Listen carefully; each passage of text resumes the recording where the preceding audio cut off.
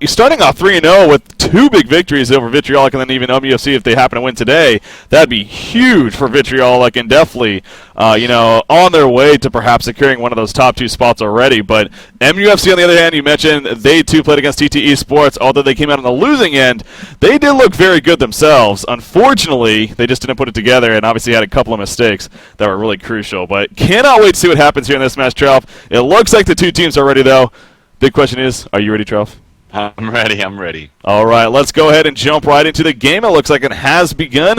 The blind band's already taken place here between these 2 teams. And, we were talking about that, as you also brought up there in the pregame, Bryce loves to play that War Beast, plays a fantastic War Beast. And I was actually curious if MUFC would even respect it so much to the point of throwing out a blind band on him. But sure enough, we do not have a blind band War Beast. Instead, we have a Luna and Silhouette by the Legion team in Vitriolic, and then Tundra and Ophelia by MUFC. So nothing too crazy about that. Although I will say Aluna doesn't tend to be one of the blind bands for the most part. We usually see her played because she gets locked up after the blind band phase.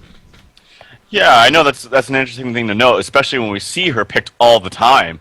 She's a very, very popular pick, and I do not think it's a bad idea to blind ban Aluna. She is really strong. Just because she's a support hero doesn't mean that she doesn't deserve that, first ban right off the bat. She's extremely strong, so I really like that. And of course, Tundra and Ophelia coming out from MUFC, they are in the Hellborn position, so those are both very, very strong first pick heroes, especially that Tundra. And I know Southeast Asian teams, at first they didn't like to really ban Tundra. They didn't really value it that high, but after coming through and seeing what the international scene is doing, I think they realize that Tundra is a hero to be reckoned with. Yeah. And it's pretty much god tier if you really regard it as that. Yeah. So those were pretty standard bans from the Hellborn side. Now the locks coming out, we have Pebbles coming out from Vitriolic first, and followed up with Polywog, Priest, and Glacius. Polywog has a like I've said this time and time again, a very, very strong pick, and regarded as one of the best heroes in Southeast Asia. Yeah. Of course. So seeing that Pebbles locked there first, you would like to believe that Vitriolic very likely may go with that Pebbles pickup. But as you also talked about, Polywog Priest over there locked by MUFC, along with the Glacius. Now the next couple locks, and there we go, Cthulhu Font and a Warbeast. So obviously we see the Warbeast lock, and we just got finished talking about that with Big Bad Bryce, as he's named over here on Vitriolic. But Cthulhu Font also is actually a hero that Bryce specifically loves to play, and I'm sure Vitriolic wouldn't be too scared to pick him up by any means. And they, at least, a couple of the players have proved that they can play it very effectively. So, but yeah, seeing that Warbeast lock, I'm definitely really intrigued now. We very likely could see a Warbeast in this game. On both of these sides, really. It's going to be interesting to see if Vitriolic ends up getting him, if he ends up getting picked up at all. But, so the Warbeast lock on top of the Cthulhu Font to follow. Yeah, I like those. I am not a Cthulhu Font fan. I'll just get that right out in the open. I don't really like the hero in general. I think he can be played sometimes effectively if you maybe lane him, like with a Disham Cthulhu Font, or even a Glacius Cthulhu Font. Some kind of strong lane. I think he's horrible in the jungle, though. He just farms too slowly.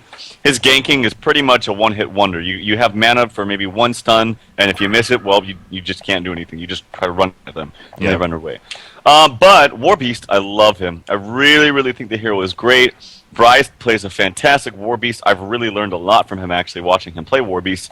One of the things he does that changed the way people played Warbeast was a lot of people would just kind of sit in the jungle, farm up a ton, get a bunch of huge items, and then maybe hopefully come out at like 30 minutes with all your items and be like, all right, guys, I'm ready. And like I can push towers now and stuff. But the best way, and I've seen Bryce play this, the best way to play Warbeast is really to get that level 6 and start ganking immediately. Yeah. Because his level 6 is such a great ganking tool. You think, well, I don't have a stun, I can't do it. Yeah, but you got haste and you have no collision. Yeah. So it's a really, really, and you do a lot of damage at level 6 compared to like the level 3, 4 supports that might be around. So it's a great hero when Bryce plays it so very well. Yeah, and the other thing about that, he also likes to build Elder Parasite. We've actually seen it when he has played Cthulhu Font in the past. He actually goes to Elder Parasite and even in Sanitarius, I believe. So plays him not only in aggressive nature in the ganking sense, but also in the I'm going to put out a lot of single target damage as well, which is a lot of fun. But so yeah, we'll see if it becomes an option. Obviously, the last lock over there from MUFC, Blood Hunter, and I got to believe that's more of the trollish style lock. Maybe to just limit the options in terms of really what both Vitriolic and, well, obviously themselves have as far as choosing from. So, but you never know. Maybe we'll see some crazy Blood Hunter play. But banning phase has begun. just about finishing, actually. In the band so far, we got Bubbles, Tempest, Emerald Warden, Pharaoh, and Armadon. So a couple of that stand out there. Really, Emerald Warden banned by Vitriolic. And, we've made this point time and time, especially with the Southeast Asian scene. They love that Emerald Warden hero. They really were the first scene to start using her so often. Kind of picked up eventually on the international side. And, although it's kind of died off, Southeast Asian teams still love to run her. So Vitriolic doesn't want to have to face Emerald Warden. Then Dark Lady going to be the final ban here. Yeah, another thing to think about, too, is with a team that likes to run Emerald Warden, it's very important to remember that traps are very good against jungle heroes when you roam into the jungle early on and throw traps down inside the jungle pits. So if you are thinking about picking a hero like Warbeast, that's something to think about, is you don't want someone to really screw up your jungle that much. Very, very true. So, perhaps even more of a reason why we can expect to see Vitriolic pick up Warbeast as well as Pebbles, as we see the first pick there with Nymphora, and that's something interesting to bring up, that MUFC, figuring that Vitriolic very likely could take Pebbles out of the lock pool first. We already got Glacius locked. Aluna's been banned. What's another very powerful hero that we don't want to let them have is, of course, Nymphora, but sure enough, they don't ban her, so Nymphora picked up a Vitriolic. So that's going to be scary for MUFC. MUFC, on the other hand, they go with Wretched Hag actually as their first pickup, and now their second pick coming shortly. But yeah, that's going to be dangerous for MUFC already right off the bat here, allowing them to get Nymphora with their first pick. Yeah, and Nymphora is a great hero in her own regard. We've pretty much matched up almost with any hero. I mean, that ultimate is so very strong. It just really makes it hard mid to late game for any team to farm without that constant reminder that, oh my god, I could get ganked by Nymphora right now. MUFC goes with Wretched Hag and Witchslayer right now. The only thing I don't like about it is I know that the Southeast Asian teams really, really love to run and support Witch, and I'm not a big fan. But yeah, you're saying the Nymph Pebbles, which is most likely going to come out from Vitriolic, is very, very scary. I'm curious, they might do like a Suicide here or something, because they could really look at the makings for like a Nymph Pebbles plus Suicide, and then like a Warbeast and something else. So yeah, I definitely think we're going to see a Warbeast actually with the way that the locks are. I think Pebbles is going to get picked first. MUFC is going to follow up with Glacius Poliwag, and then we're probably going to see a Warbeast after that. But I'm not 100% sure. Yeah. No, yeah, I definitely think that that's very likely could be the case as well. So we'll see if it ends up playing out that way. But Vitriolic now finishing the last couple of regular picks here. They do go with Valkyrie, actually, and now their final pick from the regular picking phase. We'll see. So you got to figure, again, if it's going to be Warbeast and Pebbles for them out of that lock pool, who's their other solo going to be to go on top of what you would think with Valkyrie? And there it is, going to be Plague Rider. And that obviously makes a lot of sense. So, just two very powerful solo heroes. They got Nymphora to babysit Pebbles, and then Warbeast in the jungle. So if it all plays out that way, Vitriolic, of course, going to have a very powerful lineup in the lineup that they are excellent, very comfortable with. So, scary news for MUFC once again. We'll see how they finish off strong here. And again, you got to think that they also have that same logic in mind. Like they know how Vitriolic is most likely going to approach this. And with that said, they don't have a carry so far. So you got Magebane out there on the board. Is Magebane a valuable pick right now? I think it always is. I know the Southeast Asians love Magebane too. I think he's like, I don't want to say, he's certainly not underrated. I just don't see him picked very much. They do go with a Scout pickup, so Scout's been kind of made popular recently by TT Esports specifically. Yeah. It has had changes to the, what's it called, the disarm ability? Yes. Has had changes, and I think for the better to make that hero a little bit stronger. And, yeah, there we go. There's the Pebbles pick as well. So, Vitriolic got a very, very solid lineup so far. Yeah, and again, if it goes as planned, you got to think Poliwag, Priest, Glacius here. Then very likely going to be running a Tri-Lane Scout with that said, with the Witchslayer, Glacius, Scout, and then Wretched Hag and Poliwag solo. So there you go. Those are the final two picks. And Warbeast coming out here. It has to happen. There's no way it's not going to. Big Bad Brized has to play that Warbeast, so it's just a matter of time before they click it. Oh my god, they don't click it. What are they thinking? Well, I actually know that he likes Cthulhu Font just as much. But I'm sad to see that because I think Warbeast is a much better hero. Well, I'm sad. I am too. Obviously, looking forward to seeing Bryce. And again, as you mentioned, 2 of the 3 games and their big victory over TT Esports, and their first matchup at the group stages was because of his play on Warbeast. And you could definitely argue that he's probably the best Warbeast player out there. So it would be fun to see him playing it. But he's not going to play it at least this here in game number 1. Instead, going with the Cthulhu Font. But as we talked about as well with Cthulhu Font, Bryce knows how to play him very much so, and plays them in a very aggressive and an entertaining manner for that matter. So it's going to be interesting still, to say the least. Now, it does change things up a little bit when it comes to the lanes, perhaps, from Vitriolic. I mean, how do you think Vitriolic's going to lane things now? Well, I really hope they don't jungle him. I hope they could just do a Cthulhu Font Plague Rider suicide lane. Yeah. But I do see Plague Rider bought full items, so that looks like a suicide Plague Rider, and it might in fact be a jungle Cthulhu Font. I don't know. Right now he's in the mid lane with an Amphora, so that's kind of scary to me. Valkyrie's going bottom with a Guardian Ring. I think he's going aggressive jungle. Okay, well, I don't like that. Valkyrie, whenever you see a Guardian Ring, by the way, on a hero, you can 9 times out of 10 believe that they're going to go like solo, because they're going to get that early Ring of the Teacher, and that's kind of like a standard solo item. But yeah, I really wish they would just lane the Plague and the Cthulhu Font together. Maybe he'll get lucky. They're actually trying to do some roaming here, and they might catch Glacius in the jungle. He's very close, but skills have been not leveled yet on the Cthulhu Font, so even if he does see him, it would be kind of scary to level up your stun, then miss it, and then have to go to the jungle and be like, oh my god, I have my stun, I can't jungle now. Yeah. But yeah, we'll see how this jungle Cthulhu Font works out, if that's indeed what they decide to do. Well, obviously there's the benefit of that, and just the general benefit of having a jungle heroes, that of course experience could be spread out a little bit more, and could be bit better for the bigger picture here for Vitriolic. But yeah, as you're saying, Cthulhu Font Plague Rider lane, we've actually seen that several times before, especially when Cthulhu Font was a lot more popular on the competitive scene.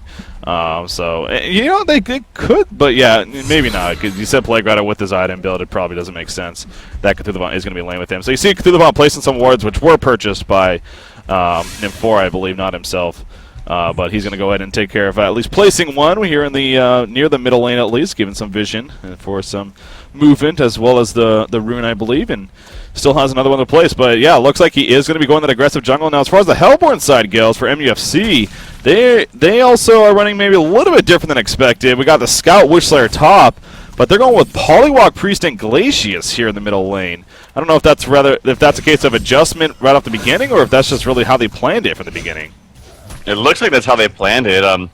The thing about these picks that they have is it's kind of hard to lane it really any other way. The only other thing you could do is like a tri-lane top with a Scout, Witchslayer, and Glacius, but that seems like too much against this Plague Rider, especially when you have to deny. It's going to be hard. Already you see him denying 2 creeps right there, that one as well as the first one in the very beginning. And so the lane is always pushed up for him, so it's hard to gank him. Actually, Cthulhu Font trying to look to gank here, goes off the stun that Pebbles had, and that's going to be a first blood for Zaxxarok, but he's going to die to the tower damage, so a little bit of kind of misplay there, but still they got the first blood. That's the most important part. But Bryce doing a good job making me eat my words right there as he's helping out with the gank.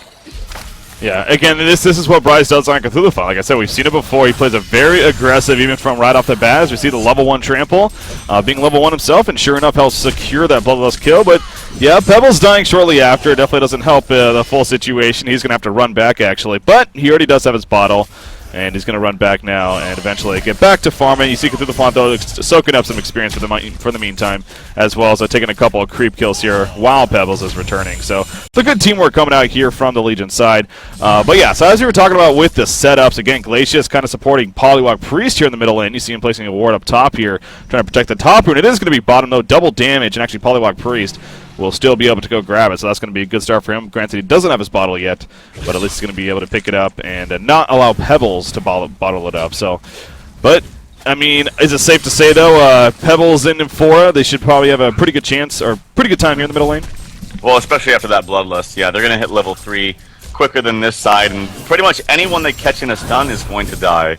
So that's very, very scary for this Polywog and Glacius lane, which is a very awkward lane to begin with. So, but right now, look at the bottom lane. Haven't really talked about that too much. We got Valkyrie versus Hag. I actually give the edge to Hag, but it looks like they're pretty much dead even. At some early aggression coming out from both heroes. But I give the edge a little bit to Valkyrie, actually. Yeah. Of course, Valkyrie being played by Dark Wanix. He's a name that's been around the competitive scene for a while now, and pretty recognizable, but playing now, of course, for Vitriolic Gaming. But yeah, so down here, solo in the short lane as Valkyrie. does seem like Valkyrie has a slight maybe advantage of 11-6 compared to the 11-3 Wretched Hag, so I guess really not so much. Back to the middle lane though, we do see Cthulhu coming back in, and it's helped to set up yet another kill, this time on a Glacius. So the Roman Cthulhu definitely making big plays, but also as you said, once Pebbles especially hits level 3, we'll have a very powerful combo for this early on, and showing it off right there as Nymphora actually got credit for the kill, but still some assists being thrown around, and great start here once again here for the middle lane. Cthulhu though back to the jungle, and it does seem like Cthulhu is off to a very good start here for the Legion side. Yeah, Nymphora is joining him and then kind of doing a dual jungle while Pebbles is soloing. It's kind of funny, and maybe they're going to try to look to roam up here in the top lane, or they're just going to keep farming in the jungle. Yeah, I don't know, but yeah, Bryce is doing a good thing. He's being extremely active, and it's working because he's able to gank mid, which is not very far away from his jungle. And he can keep doing it. He also has one other thing I didn't think about is if he misses his stun or anything like that, he always has Nymphora to feed him mana. That Grace of the Nymph is actually level 2, so it's really going to help out heroes like Cthulhu and Pebbles who have, you know, not the biggest mana pools and are strength heroes, so it's a larger percentage of their pool. Yeah. Actually, some aggression coming out. Bottom, Valkyrie and Hag actually going at it very close on both sides, but they will be fine as Valkyrie pops a health potion as well as a mana potion, so she's going to go to full. Yeah, it looked like she actually might have tried an arrow attempt right there to help finish off Wretched Hag, but decided to hold it back and just going to go back to farming after using regen herself. So, but yeah, definitely a lot of back and forth harassment continuing there at the bottom lane. Now, someone we really haven't talked too much about yet. We're now coming up to the 5-minute mark here. Again, 2-0 hero kill, or 2-1 hero kill advantage in favor of Vtrl. But Scout up here at the top lane, being played by Kiddo. You know, we talked about him last time we casted MUFC, their last match against TT Esports, and just what a fantastic player he is. He had an awesome Tempest game, other than, you know, not to bring up bad memories. Of course, the interesting item choice on him, but you see him right here is actually going over to scout out Cthulhu Nymphora to maybe steal one of the creeps here. Is he going to go for the Catman Soldier? Yes, he is, and he runs away shortly after. Very risky move, though, by Scout, actually. He is going to get stunned. Didn't get the silence off in time. The trample is going to be coming out here, most likely. There's a trample bar, splits the uprights. A great sidestep there by both Witchslayer and Scout, but Witchslayer still may be in a little bit of trouble. Takes a Contagion Nuke, and yeah, Witchslayer very likely going to drop now, as he'll go down a Plague Rider. So, kind of wonder what Scout was thinking right there. I mean, playing very ballsy. Yeah, he was definitely, it's kind of some weird plays there coming out from MUFC, but good response, in particular from the Plague Rider. He was sitting back, he had basically a whole wave to farm, but he realized it's more important to help out your team. Ran over there with his fast movement speed. He now has boots, and so his movement speed is up to 365, and came out and gave some assistance, and actually ultimately got the kill onto Wins there, playing the Witchslayer. Yeah, so, but yeah, so Kiddo on the Scout, you know, again, you got to think if he never even went for that creep kill initially, Witchslayer wouldn't even been over there to maybe support him, and maybe ended up surviving when it's all said and done. But there's also the eye from Scout was also a little bit late. If he got that off prior to the Zeal Stun for Nymphora, yeah, I mean, very likely would have lived and everything would have been fine. But, you know, so maybe that's what he was planning and just didn't get executed as great as he wanted it to be. But on that note, as I was going to bring up, though, Kiddo playing the Scout, he's off to a pretty good start. In fact, the most creep kills in the game so far, 27-5 now, as he is farming around 256 gold per minute. So Scout is off to a pretty good start here. You expect a Rune Cleaver as first item choice here? Yeah, I think so. But I'm kind of curious as to why Nymphora is just completely abandoned mid lane. Not that he's doing badly by any means, but when Nymphora left, I want to say his CS was something like 17 or 18. And it's been like 3 minutes now, maybe a little less, and he's gotten maybe 5 creep kills. Actually, the stun comes out. Cthulhu charge to follow as well as a Zeal stun. So great combo of stuns right there. And Pebbles is getting very, very low, but I think he's going to be okay. Yeah. So good job there. But yeah, just as I said, I don't know why Nymphora left. They come back and get a good kill onto Polywog Free. So I think Nymphora could just kind of stay down here in the mid lane and just get free kills whenever they decide to use their stuns. Yeah. So not too sure about that, but Pebbles is still doing fine. He's got his Steam Boots on the way. I think that's what they are. Yeah, Steam Boots on the way. And so he's still a hefty amount from his portal key, but still doing a great job. Well, I guess the logic with this is, I mean, sure, it maybe slows down Pebbles a little bit when it comes to getting maximizing farming him, but it's keeping the mana upkeep on Cthulhu maximized. In fact, you see once again they're going to go in. Polywog Priest will end up falling yet again as Big Bad Bryce right there on Cthulhu gets credit for the kill. So this Hellborn team, you would think they would have a ward up by now here in this in somewhere in their jungle, because this is just getting ridiculous how active Cthulhu's playing, as he's already off to a 1-0-4 start. So being involved in all 5 kills actually here for the Legion team so far. But yeah, I mean, all Nymph4's been doing is that she goes up with that level 2 Grace of the Nymph, feeds Cthulhu mana after he uses the hook him, and he just continues to farm. And, you know, it's allowing him to really maximize his own farm potential. We do see Playground at the top lane. Playground gets a Plague off. He's going to get taken out by Scout right there with the marksman shot. And actually a pretty lucky bounce happening. He goes all the way back to the creep. But Witcher going to get caught out, and Scout in a lot of trouble right now. But no, he's going to be picked off right there. And the big reason for that, yep, he attacked the catapult after he went invisible. So he came right out, of course, and he may have very likely gotten away if he didn't. Yeah, that was unfortunate. I mean, he did have the Zeal Stun to dodge. I think that was his thinking. He started walking towards the right, if you saw. The Zeal Stun come out, and he came kind of like was clicking towards the left. I think he accidentally clicked on that catapult, and unfortunately it popped him out of invis. Now Nymph4 is level 6, immediately uses that ultimate, and is going to look for a gank in the mid lane. He's walking, he's got that stun in line. Nymph4 is ready to follow up as well. The stun coming out, yes, will it sometime? Oh, the Hex coming out actually. No stun yet, he doesn't even need it! Wow. So he just used the ultimate, actually. And then actually at the same time, Zaxxerop playing that Pebbles gets another kill.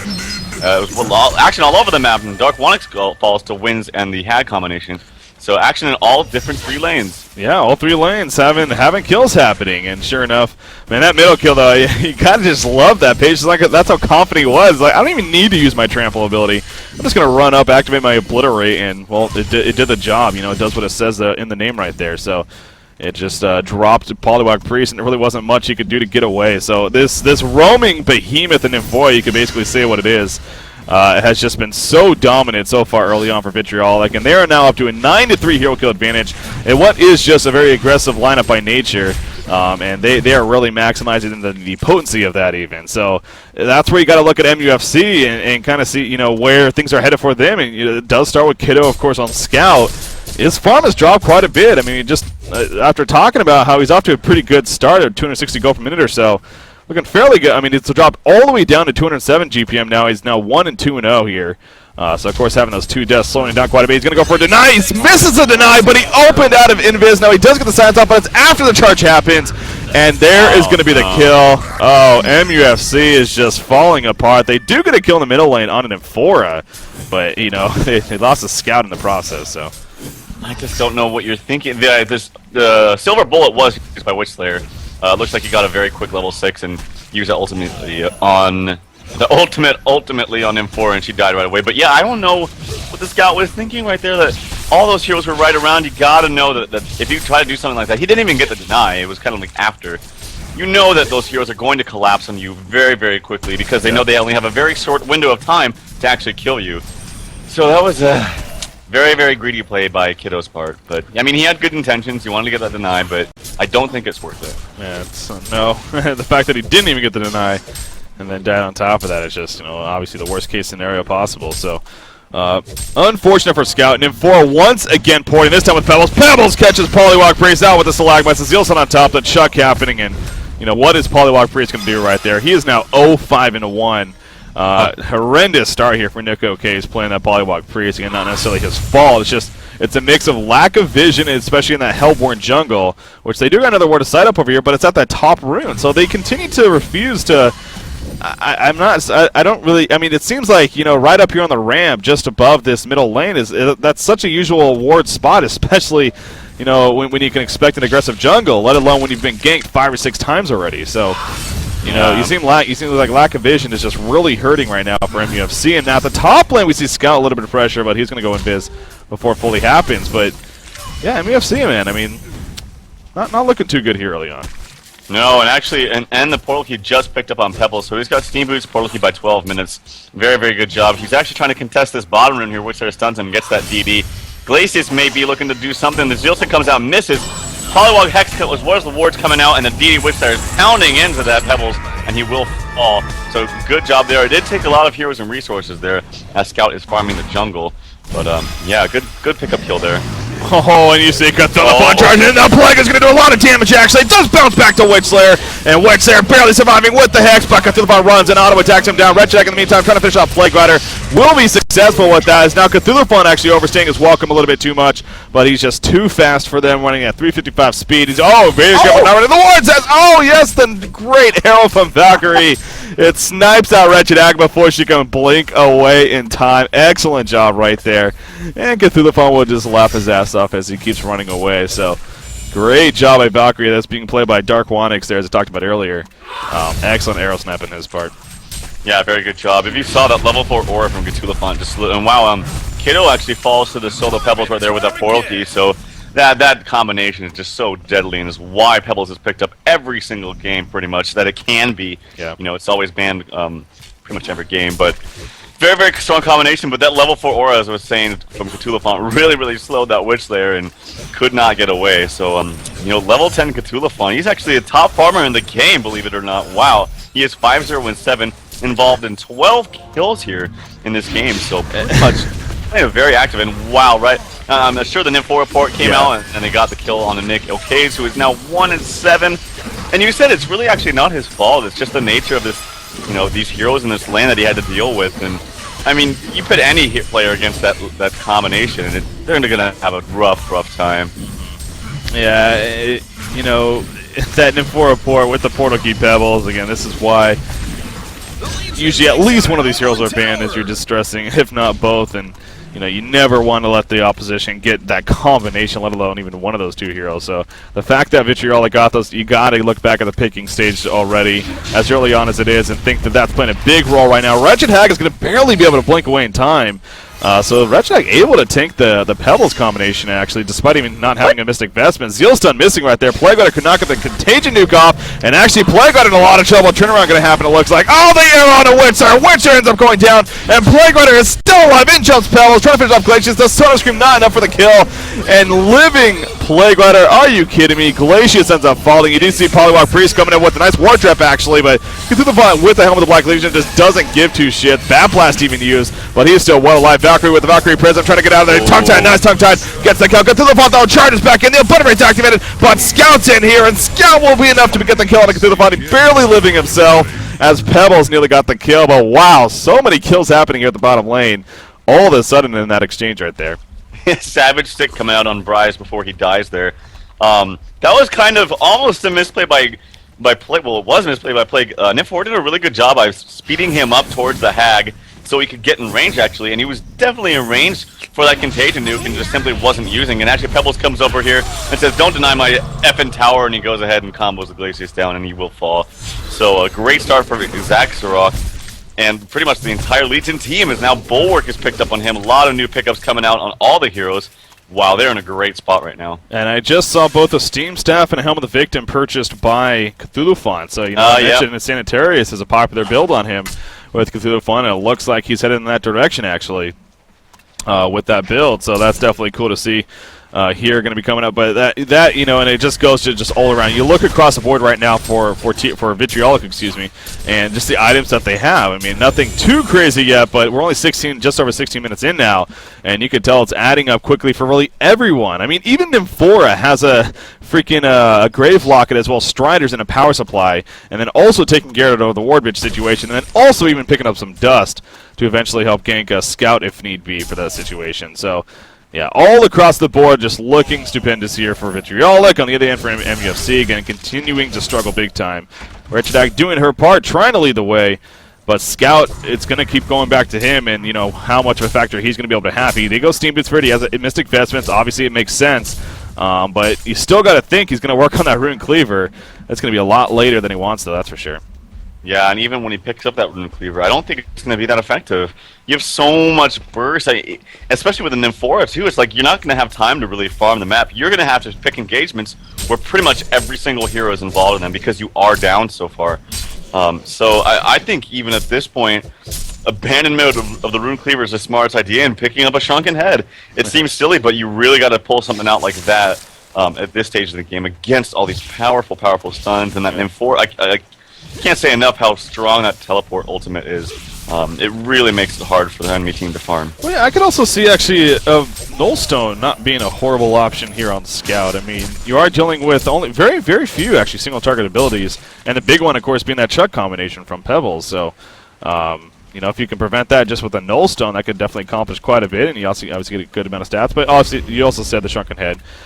Would be a very, very worthwhile pickup here too for Scout. So we'll see, you know, whether or not he does abandon the Rune Cleaver choice and go something else. But wards are placed down here in the middle lane, but this may not end great for MUFC. They're going to start running back.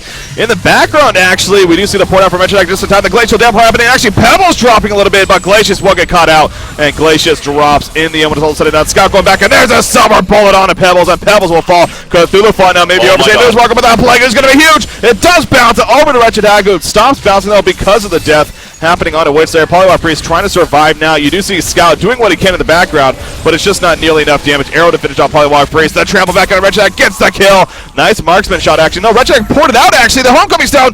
Yes, he is going to be successful, but Scout still on the run. He does have Invis right now. He needs to change his boots actually to Intellect to help maybe.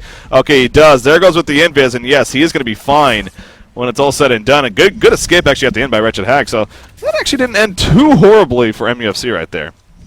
Yeah, it was a decent engagement. Pebbles actually took a lot of damage from that Glacial Downpour. What a great spell that is, by the way. I mean, the change for it really makes this Glacius so much stronger than she already is. It was really. But yeah, decent team fight, but still actually they're trailing so much in gold experience right now. Almost 13k in gold, 11k in experience. I don't know, the Science of Life and WoW, again, it's going to be hard to even commentate on anything because there's just going to be kills happening left and right with this Pebbles and M4 combination.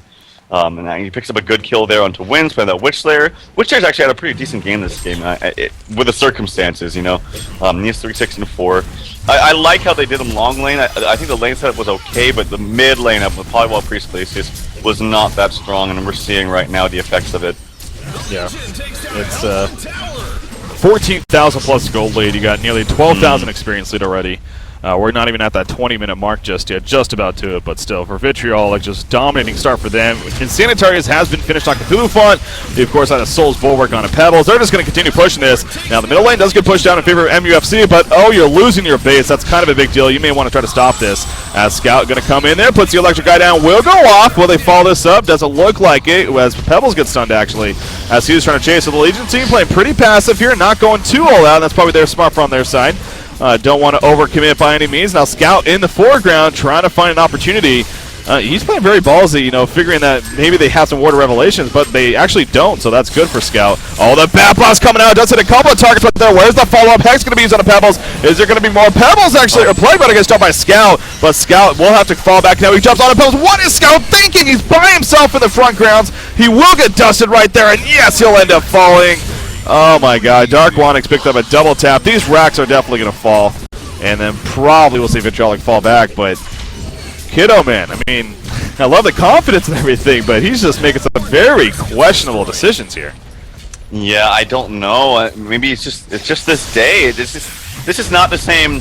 Oh wow, Hag just blinks in and gets obliterated.